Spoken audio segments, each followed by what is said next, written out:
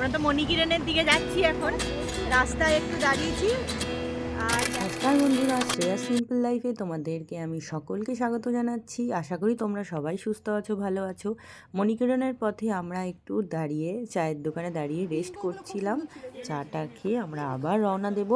আগের পর্বে তোমরা দেখেছো আমরা মণিকিরণের উদ্দেশ্যে রওনা হয়েছিলাম। সেই পথেই এক জায়গায় দাঁড়িয়ে একটু চা খাচ্ছি, আর এখানে চারিপাশের প্রকৃতিটা এত সুন্দর লাগছে, তাই তোমাদের সঙ্গেও তুলে ধরার চেষ্টা করলাম। একটা ছোট্ট কুকুর বাচ্চাও দেখছিলে, ঘোরাঘুরি করছিল, ওটা মানে ল্যাবের বাচ্চা আশা করি, আমি অতটা ভালো বলতে পারবো না, তোমরা যদি জানো একটু কমেন্টে জানিও।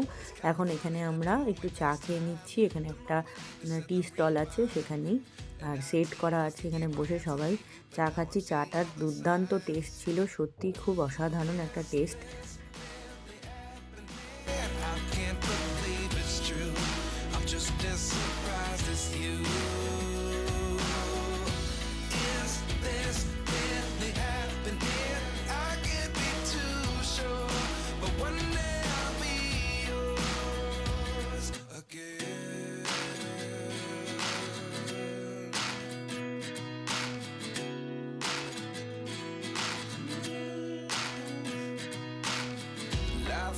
Come one in a dozen, the other 11 get something from nothing.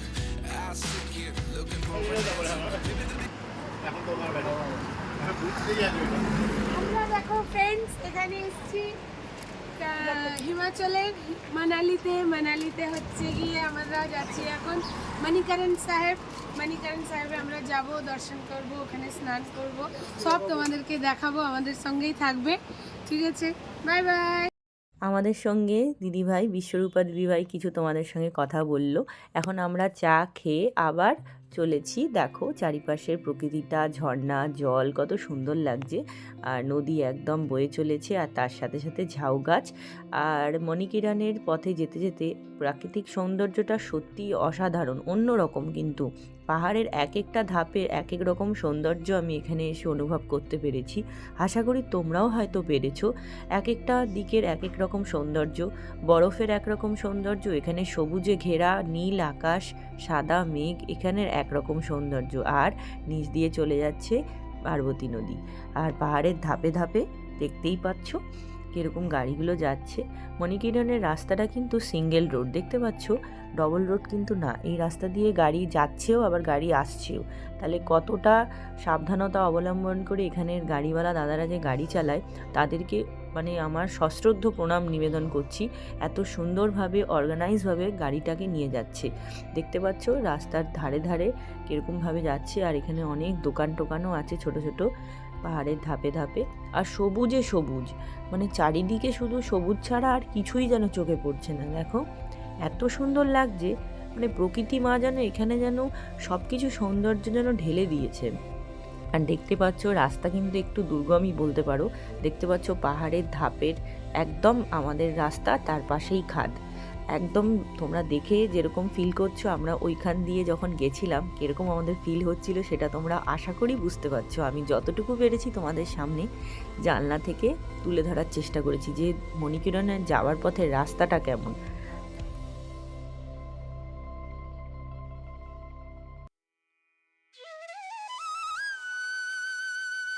মণিকিরণের সবথেকে বড় গুরুত্বপূর্ণ হচ্ছে আমাদের মণিকিরণ সাহেব গুরুদুয়ার। সেই গুরুদুয়ার দর্শন করার জন্যই কিন্তু আমরা যাচ্ছি। আর শিখ আর হিন্দুদের মতে এই গুরুদুয়ার হচ্ছে অনেক জাগ্রত একটা গুরুদুয়ার, যেখানে গুরু নানকজি ধ্যানে বসেছিলেন এবং এখানে উনি মোক্ষ লাভ করেছিলেন। আর সত্যি এখানে এসে যদি একবার মণিকিরণ সাহেব না আসে কেউ, তাহলে অনেক কিছুই তার জীবনে হয়তো দেখা হবে না। যাই হোক, এখানে মণিকিরণ, সিমলা কুলু মানালি আসলে মণিকিরণ তো আসতেই হবে। তার পেছনেও একটা সুন্দর স্টোরি আছে, তোমরা আমার সঙ্গে থাকো, দেখতে দেখতে আমি তোমাদের সঙ্গে নিশ্চয়ই তুলে ধরবো স্টোরিটা।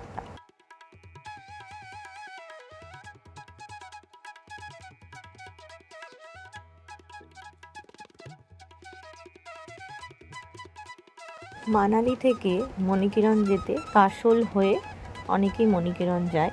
আমরা মানালি থেকে কুলু হয়ে মণিকিরণ একদম যাচ্ছি। কাশোল আমাদের রাস্তাতেই পড়বে, কিন্তু আমরা আসার পথে কাশোলে গেছিলাম।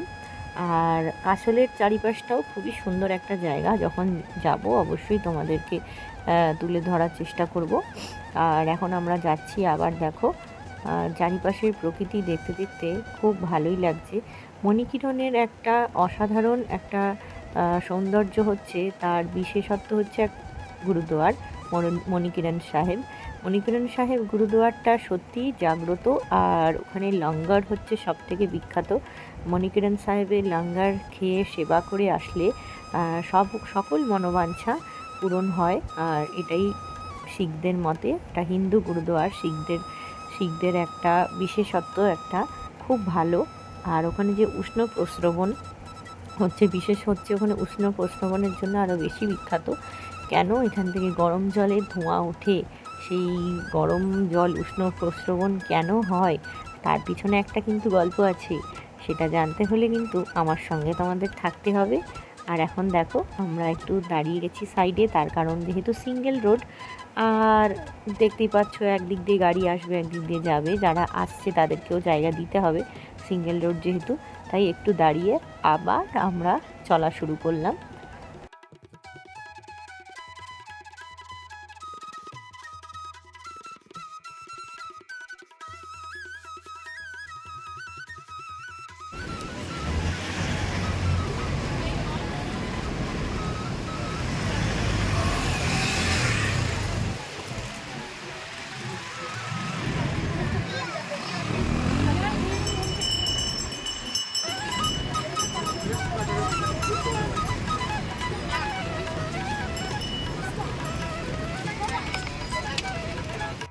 বন্ধুরা তোমরা দেখতে পাচ্ছ আমরা কিন্তু আস্তে আস্তে একদম গুরুদুয়ারের কাছাকাছি চলেই এসেছি।